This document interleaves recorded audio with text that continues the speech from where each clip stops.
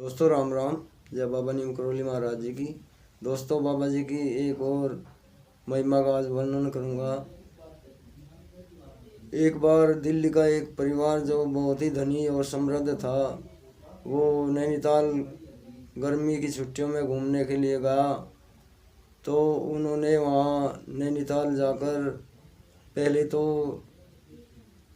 नैनीताल की वादियाँ और अन्य स्थानों में घूमे। फिर उन्हें किसी से पता चला कि यहाँ पर बाबा जी का आश्रम है, नीम करोली बाबा का। तो वे वहाँ पर आश्रम को देखने के लिए गए।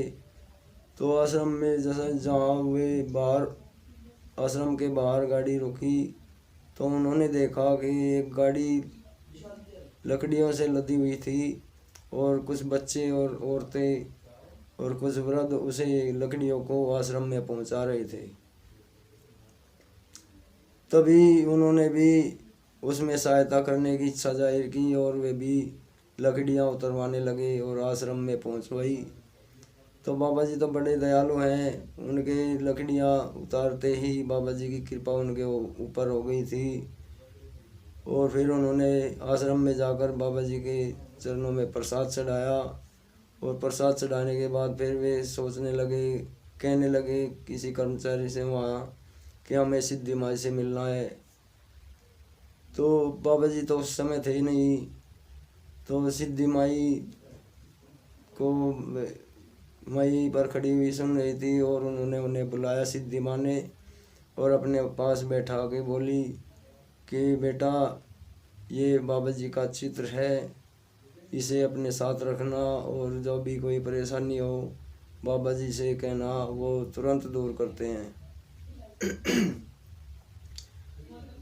तो वे सिद्धि माई का आशीर्वाद ले गए और बाबा जी का शरण में माथा टेक के फिर वापस नैनीताल आ जाते हैं। और अगले दिन उन्होंने नैनी झील में बोटिंग करने का प्रोग्राम बनाया।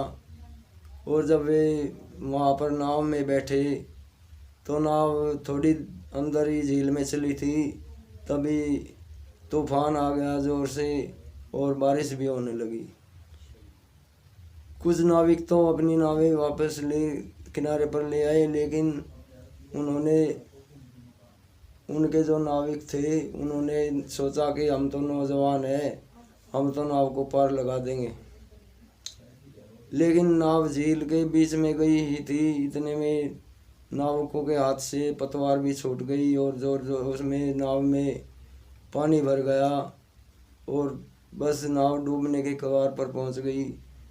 और लोग बाग बाहर से भी चिल्ला रहे थे, कोई इन्हें बचाए, कोई इनकी सहायता करो। तो उन्होंने फिर उस परिवार के मुखिया ने बाबा जी का वो फोटो निकाला और कहा कि बाबा जी आज आपके दर्शन के लिए गए थे, क्या आज ही मेरा परिवार ख़त्म हो जाएगा? तभी बाबा जी तो दयालु हैं, उन्होंने उनकी पुकार सुनी और एकदम वो तूफान शांत हो गया और नावें अपने आप ही किनारे की तरफ चल पड़ी। और थोड़ी देर में वो किनारे पर पहुंची और वो नाव से नीचे कूद गए। और नाव से उनके नीचे कूदते ही तूफान फिर उसी वेग से चलने लगा और बारिश उतनी ही तेज़ हो गई। तो ये तो दोस्तों बाबा जी की महिमा थी, उन्होंने अपने भक्तों की रक्षा की। और अगले दिन वे कैंची धाम गए और वहाँ पर उन्होंने सिद्धि माई को सारी अपनी घटना बताई और बाबा जी का बहुत ही शुक्रिया किया, उनकी शरण में बैठकर प्रार्थना की।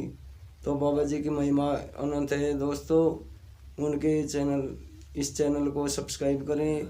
जब बाबा नीम करोली महाराज जी की आपके ऊपर भी आप बाबा जी की बहुत ही कृपा होगी अगर आप चैनल को सब्सक्राइब करेंगे। धर्म लाभ उठाएं। जय जय श्री राम।